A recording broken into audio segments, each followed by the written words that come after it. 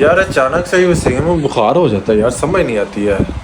भाई माल्टे खाई होंदे हो तो बोतलां पी होंदे हो तो चावा पी होंदे हो। माल्टे और बोतलों से क्या बुखार होता है यार। अच्छा, एक तो बुखार हो जाता है, एक डॉक्टरां दे काम देखो इन्नियां दवाइयां चुका लो। हमारी शूटिंग हो गई है कंप्लीट अल्हम्दुलिल्लाह, ऑल वीडियोस आर डन। आज जाएंगे हम। अस्सलाम वालेकुम भाई साहब, क्या हाल चाल है?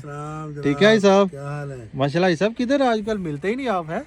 मिलना क्या है, हम तो आपके डीएचए में आए हुए हैं। अच्छा, अपने व्लॉग में कोई ऐसी इंटरेस्टिंग थिंग, क्योंकि जो व्लॉग्स होते हैं वो ज़्यादा बच्चे वॉच कर रहे होते हैं या कुछ पेरेंट्स भी वॉच कर रहे होते हैं, उसमें ये देखा जाता है कि उनके लिए लर्निंग प्रोसेस क्या हो सकता है। हमारी कोशिश होती है हमारे व्लॉग में कुछ लर्निंग प्रोसेस। जी अस्सलाम वालेकुम, जुनैद आशिक के अनदर व्लॉग के साथ खुशामदीद। उम्मीद करते हैं आप सब लोग खैरियत से होंगे। अल्लाह ताला हमेशा आपको खुश और सलामत रखे।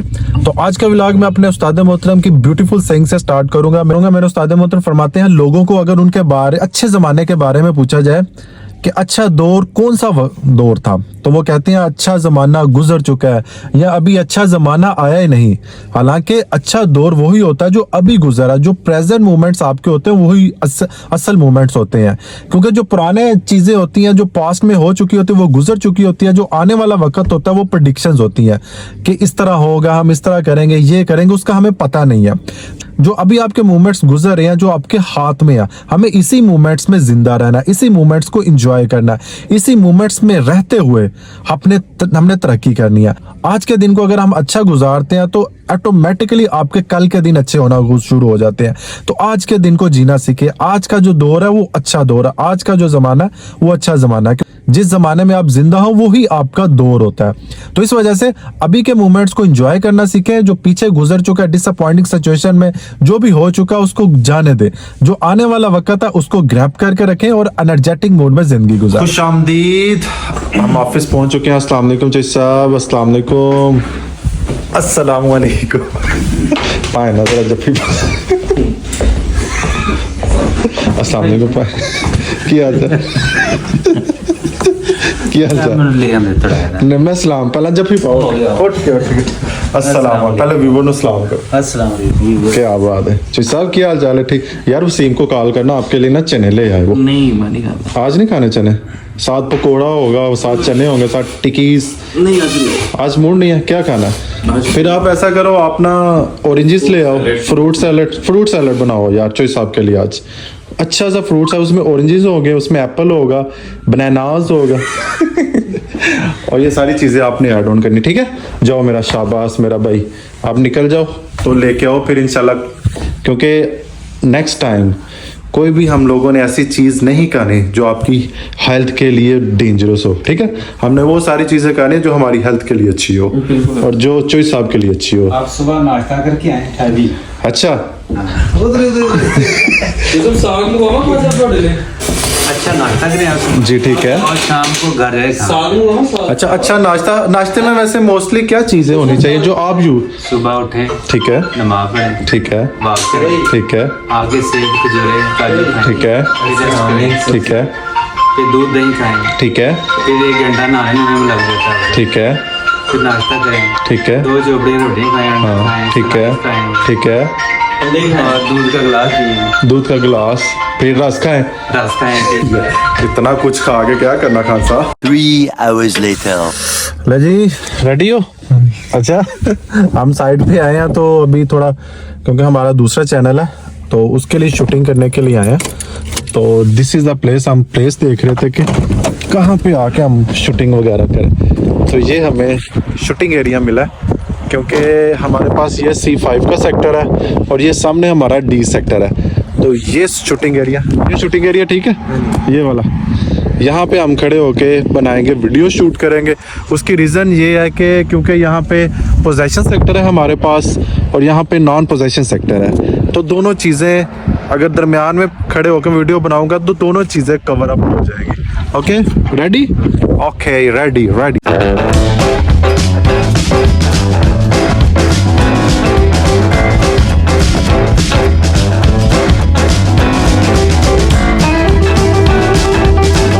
हो गई है कंप्लीट अल्हम्दुलिल्लाह, ऑल वीडियोस आर डन। तो जब भी हम आते हैं यहाँ पे कोई 3-4 वीडियोस वगैरह शूट करते हैं, सारा दिन इसी काम में रहते हैं as a real estate consultant. तो बस अभी हम निकलने लगे हैं ऑफिस के लिए। अभी हम यहाँ पे 1 से 2 वीडियो शूट करना होती है, तो फिर आ जाए सुल्तान, चले चलें। ओके, लारी रेडी है, आ जाओ। यार अचानक से ही वसीम में बुखार हो जाता है यार, समझ नहीं आती है। भाई माल्टे खाई होंगे हो तो बोतल पी होंगे हो तो चाह पी होंगे। माल्टे और बोतलों से क्या बुखार होता है यार भाई। एक तो बुखार हो जाता है तो डॉक्टर्स के काम देखो, इन्नी दवाइयां चका देंगे ने, एक बुखार है, एक पैनाडोल खा के आराम आ जाता है। ए चेक करो जरा, यूनिवर्सल मेडिसिन। तो जब भी डॉक्टर के पास आपको तो ये हो गया, आपको तो ये हो गया, बंदा अद्धा डर जाता है यार, पता नहीं क्या हो गया हमें। हमारे उस्ताद मोहतरम कहते हैं कि चाहे एक पैनाडोल खाओ या 2 पैनाडोल खा लो, आपका बुखार उतर जाएगा। तो बिल्कुल ऐसे ही होता है। आप क्या कहते हैं जनाब? मैं कहता हूँ कि आप परहेज करें तो बेहतर है। ए वसीम भाई का भी कल का ना पेट, भाई वो ये है कि परहेज ही बेहतर सबसे है, तो खाएं। वसीम भाई ने भी कल क्या खाया, क्या क्या खाया जरा कॉम्बिनेशन? माल्टे खाए हैं, उसके बाद फिर चाय पी ली है। माल्टे खाए हैं और उसके फौरन बाद चाय पी है। What a combination. आदमी के कैंडिडेट का गुफा था, उसके बाद फिर दही बड़े खा रही है, अच्छा अच्छा, फिर तो वो कॉम्बिनेशन ही बैठ गया तो आराम हो गया। मतलब कि देखे ना, ऑल टाइम आप फास्ट फूड खाते रहते हैं, इतना ज़्यादा फास्ट फूड खाते हैं, अचानक से कोई अच्छी चीज़ गई है स्टमक में, उसने उसको एक्सेप्ट ही नहीं किया। वो कहता है यार what is this, what's wrong with you, कि ये क्या आप इंडेक्ट कर रहे हो मेरे किस तरफ जा रहे हो आप? आप किस तरफ जा रहे हो? आप तो जिगर की गर्मी खत्म कर रहे हो। मुझे लग रहा है गर्मी आने वाली है। तो इस वजह से ये सारी ये देखें, मेडिसिन चेक करें यार, इतनी ज़्यादा मेडिसिन। डॉक्टर मैं तो उनके से डॉक्टर को ले जाना करना, अपने उस्ताद मोहतरम है ना, 55 साल हो गए ने बुखार ना लड़ते हैं। बुखार इन्हों का होंदा ये पेशावर, तो पहले एडवांस गोली खा लेंगे। मैं कहा सर जी ये तो बुखार होया ही नहीं, आंधे आ रहा है, आ रहा बुखार आ रहा, एडवांस गोली अंदर।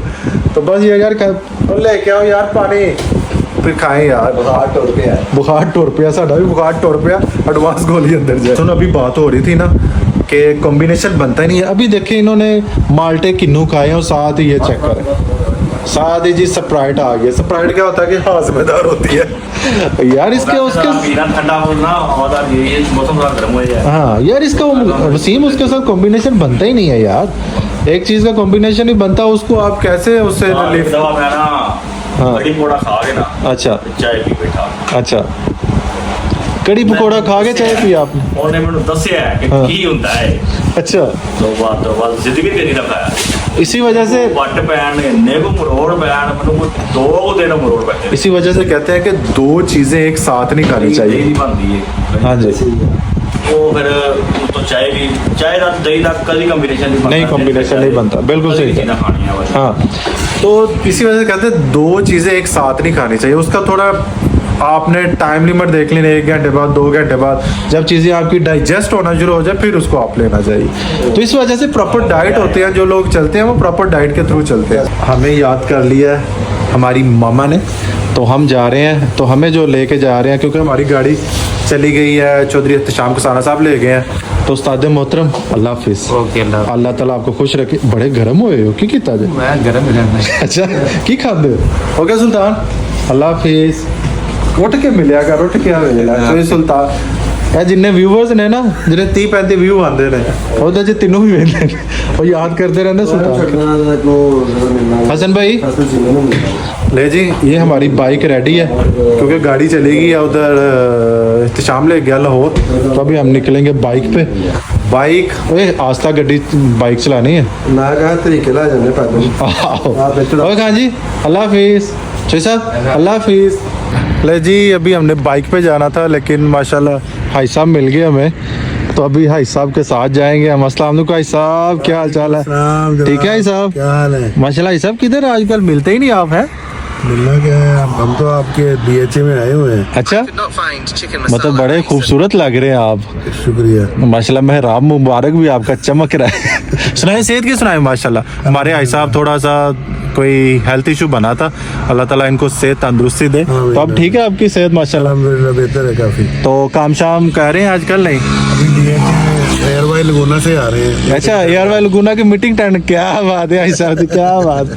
ले जी इन्होंने हमें ज्वाइन कर लिया ਅਸੀਂ ਪਹਿਲਾਂ मोटरसाइकिल ਤੇ ਜਾਣਾ ਸੀ अस्सलाम वालेकुम ओ वालेकुम सलाम सना का अस्सलाम वालेकुम क्या हाल है जुनेद क्या हाल है लगा ठीक हो सुनाओ अस्सलाम वालेकुम सलाम कैसे हैं जुनेद ਇਹ ਲਾਸਟ ਟਾਈਮ ਤੁਸੀਂ ਸਾਡੇ ਵਲੌਗ ਚ ਆਏ ਤੁਹਾਨੂੰ ਲੋਕੀ ਬਹੁਤ ਪਸੰਦ ਕਰ ਰਹੇ ਹਨ जज़ाकल्लाह, शुक्रिया कहते हैं आपका। माशाल्लाह जब ये बात करते हैं ना बड़ी इंस्टेंट होके बात करते हैं मतलब फुल कोई मच्योर बंदा बात कर रहा हम बात कर रहे हैं ना तो ऐसे लग रहा है जैसे कोई मतलब कि इमच्योर सा बंदा कोई शुगर मेले वाला बात कर रहा है लेकिन माशाल्लाह आपके अंदर maturity level I like your mature जज़ाकल्लाह बैठो ਸਾਨੂੰ ड्रॉप करना बैठे ड्राइव करें नहीं ਤੁਸੀਂ ਬਹੁਤ ਆਜੀ ਸਾਹਿਬ ਭਾਈ ਸਾਹਿਬ ਪੜਨਾ ਉੱਤੇ ਰੱਖੋ ਮਾਸ਼ਾਅੱਲਾ ਹੋਰ ਕਾਸ਼ੀ ਠੀਕ ਹੈ ਸਿੱਧ ਸੁਣਾ शुक्रन बेहतरीन हो यार ਹੁਣ ਤੇ ਬਰਫ਼ ਵੀ ਮੁੱਕਣ ਵਾਲੀ ਹੈ ਤੂੰ ਚੰਗਾ ਇਰਾਦਾ ਕੀਤਾ ਸੀ ਬਰਫ਼ ਦਾ ਹੈ लास्ट टाइम हमारी बात हो रही थी वो मुख्तार फिश की आज रात को मुख्तार जुनेद की तरफ तो सीधी मुख्तार ही पाओ नहीं सीधी कैसे डाले मुख्तार पे ਹਾਂ ਸਿੱਧੀ ਮੁਖਤਾਰ ਤੇ ਜਾਣਦੇ ਹੋ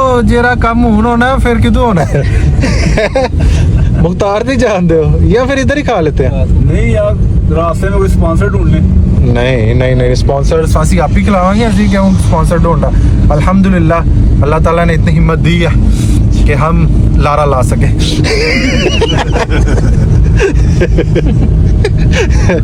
और भाई साहब सेहत ठीक ने माशाल्लाह अल्लाह ताला सेहत दे ਤੁਹਾਨੂੰ ਤੰਦਰੁਸਤੀ किस टॉपिक पे व्लॉग बना रहे हैं ਇਹ ਟੌਪਿਕ ਆਪੀ ਦੇ ਅੰਦਰ ਹੀ ਜਨਰੇਟ ਹੋ ਜਾਣਾ ਹੈ ਅਸੀਂ ਵੀਡੀਓਜ਼ ਕਲਿੱਪ ਬਣਾਈ ਜਾਣੇ ਨੇ ਇਹਦੇ ਅੰਦਰ ਹੀ ਟੌਪਿਕ ਨਿਕਲ ਆਣਾ ਚੌਧਰੀ ਸੋਨਾ ਹੁੰਦਾ ਜਾ ਰਿਹਾ ਚੈੱਕ ਕਰ ਮਾਸ਼ਾਅੱਲਾ ਕੀ ਬਾਤ ਹੈ मैचिंग चेक करो वो क्या हर चीज ऊपर से लेके नीचे तक आपका फेस आपका सूट आपके शूज सॉक्स भी यार देखो। सॉक्स भी वो क्या कहा है यार इस तरह के पैसे भी यार ना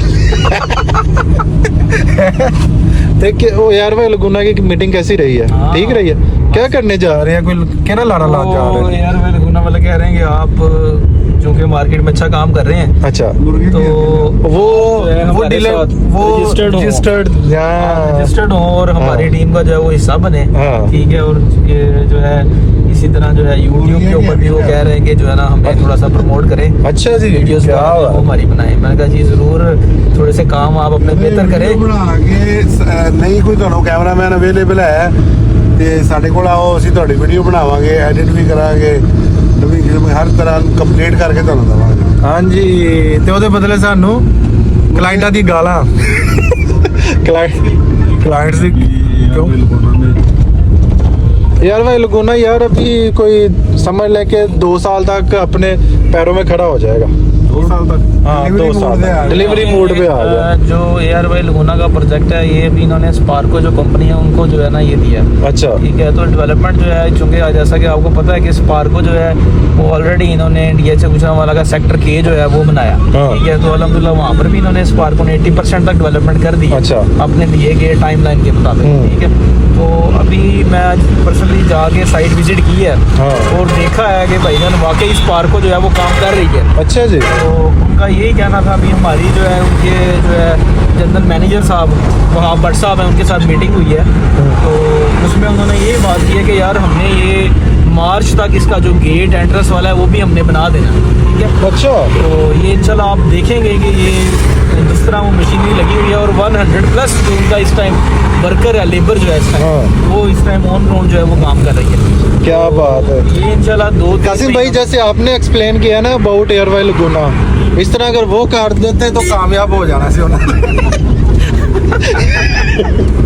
जो इनिया गल्लां ते उन्हां नूं नहीं पता जिन्नियां तुसीं दस दित्तियां ने पता क्या बात है भाई बात ये है कि अभी जो है लगुना वाले ऑन ग्राउंड काम कर रहे हैं हाँ ये बात इससे है पहले जो था हम क्लाइंट्स को जब बताते थे तो वो कहते थे भाई साइट के ऊपर ऑन ग्राउंड तो कोई चीज़ ही नहीं है हाँ जी ठीक है? बिल्कुल पहले तो 1 साल इनको जो है वो लैंड का मसला था इनको पता ही नहीं था कि DHA ने इनको काम लैंड जो है वो प्रोवाइड किया क्योंकि अब DHA ने भी इनको लैंड दिया है अल्हम्दुलिल्लाह 200 एकड़ के ऊपर जो है ये प्रोजेक्ट बना रहे हैं अच्छा जी क्या बात और ये काम कर रहे हैं तो आपने इंशाल्लाह। रजिस्ट्रेशन ले लिया माशाल्लाह बस वो इसी सिलसिले में उन्होंने आज हमें बुलाया था हाँ। ठीक है तो मैंने कहा कि वाकई कुछ नज़र तो आ रहा है तो हमें भी जो है इस टाइम की टीम का हिस्सा बनना चाहिए हाँ। तो इंशाल्लाह आने वाले करीबी वक्त में इंशाल्लाह हम आपको इंशाल्लाह, DHA के प्राइस तो है ही है और साथ हाँ। जो है वो एयर वाई इंशाल्लाह डीलर के तौर पर इंशाल्लाह कासिम इंशाल्लाह सब कुछ अच्छा हो जाएगा इंशाल्लाह लो जी, हम सर हबीब अलवी के पास आ चुके हैं। सर जी अस्सलाम वालेकुम, कैसे हैं? वालेकुम अस्सलाम, कैसे हैं आप? सर कैसे हैं आप? ठीक ठाक हैं जी, खैरियत। तो हमारी कोशिश होती है हम अपने व्लॉग में कोई ऐसी इंटरेस्टिंग थिंग, क्योंकि जो व्लॉग्स होते हैं वो ज़्यादा बच्चे वॉच कर रहे होते हैं या कुछ पेरेंट्स भी वॉच कर रहे होते हैं, उसमें ये देखा जाता है कि उनके लिए लर्निंग प्रोसेस क्या हो सकता है। हमारी कोशिश होती है हमारे व्लॉग में कुछ लर्निंग प्रोसेस भी हो।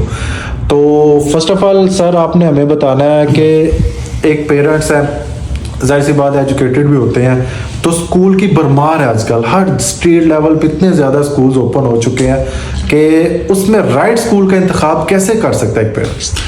ये आपका बहुत अच्छा सवाल है।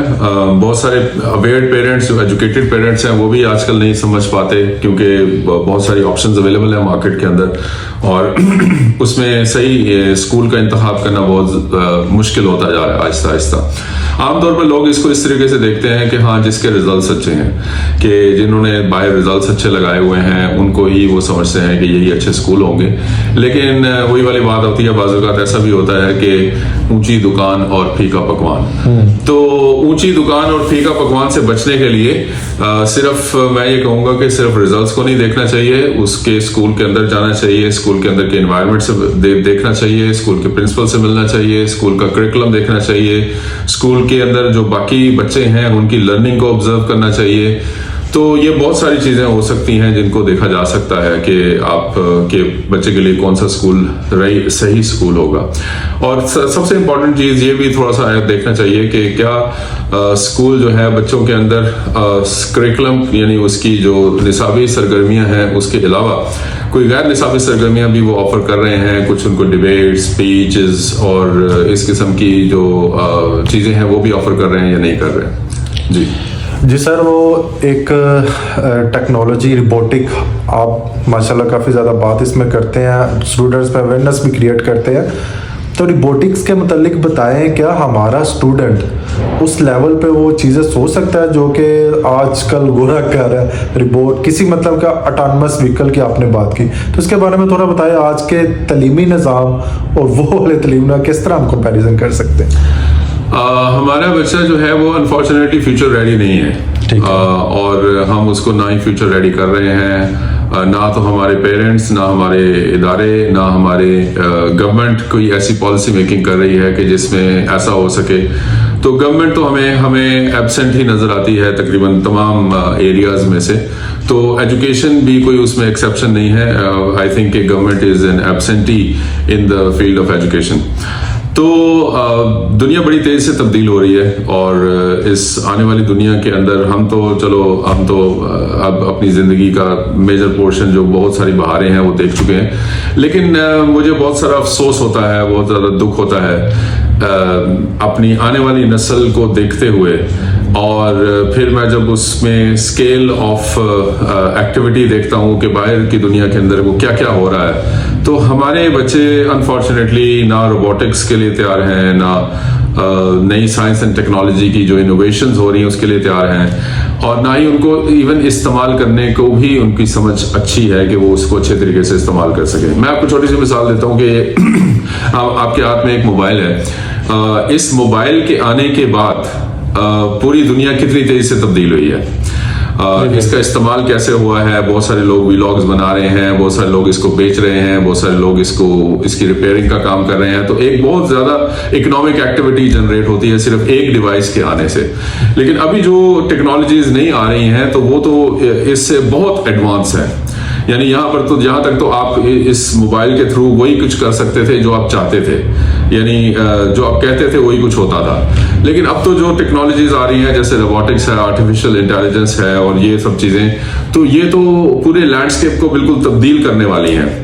अब इससे इस्तेमाल करने के लिए, अब मोबाइल को इस्तेमाल करने के लिए तो शायद आपको सिर्फ चंद बटन्स को इस्तेमाल करना आना चाहिए था। लेकिन अगर आपने आर्टिफिशियल इंटेलिजेंस को इस्तेमाल करना है, तो आर्टिफिशियल इंटेलिजेंस को इस्तेमाल करने के लिए तो आपको बहुत हाई लेवल के ऊपर उसको समझना पड़ेगा। तो जब तक आप उसको बहुत हाई लेवल पर समझ नहीं सकेंगे, उससे आप उसका बेनिफिट गेन नहीं कर सकते। हमारे आने वाली नस्ल जो है वो अनफॉर्चुनेटली जो इन एरियाज के अंदर डेवलपमेंट हो रही है, इससे बिल्कुल भी इससे नाबल्द हैं बिल्कुल हम, और हम इसको नहीं समझ पा रहे। तो सर एक पेरेंट्स का क्या किरदार होना चाहिए अपने बच्चों को लेके, वो थोड़ा सा गाइड कर दें। जी, पेरेंट्स को सबसे इम्पोर्टेंट तो ये है कि थोड़ा सा उनको समझना चाहिए कि दुनिया कितनी तेजी से तब्दील हो रही है।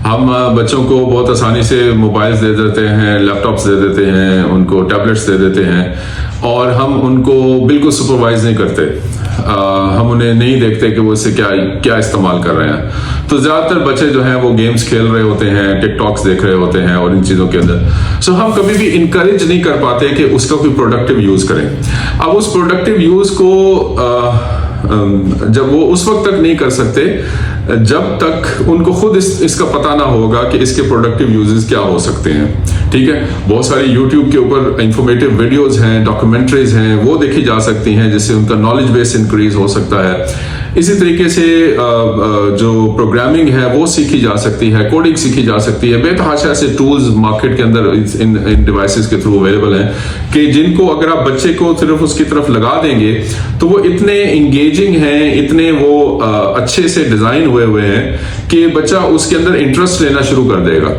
अभी तो आपने सिर्फ उसको टिकटॉक दिया हुआ है तो टिकटॉक में जाहिर है वो जो देख रहा है उसी के अंदर उसका इंटरेस्ट डेवलप हो रहा है। तो लेकिन जब आप उसको और चीजें दिखाएंगे तो उसके साथ उसका इंटरेस्ट उनके साथ भी क्रिएट होता चला जाएगा और वो आहिस्ता आहिस्ता खुद ही अपना रास्ता जो है वो तलाश करने के काबिल हो जाएगा। सो मेरे ख्याल में पेरेंट्स को ये एक अनसुपरवाइज्ड टाइम नहीं होना चाहिए जो बच्चा मोबाइल डिवाइसेस या इंटरनेट यूज कर रहा है, उसका एक सुपरवाइज टाइम हो और उस पेरेंट्स को थोड़ा सा उसको रिस्पॉन्सिबिलिटी लेनी चाहिए कि वो उनसे क्या चीजें कहाँ पे अपना वो वक्त स्पेंड कर रहे हैं बच्चे। Thank you very much sir आपका टाइम देने के लिए।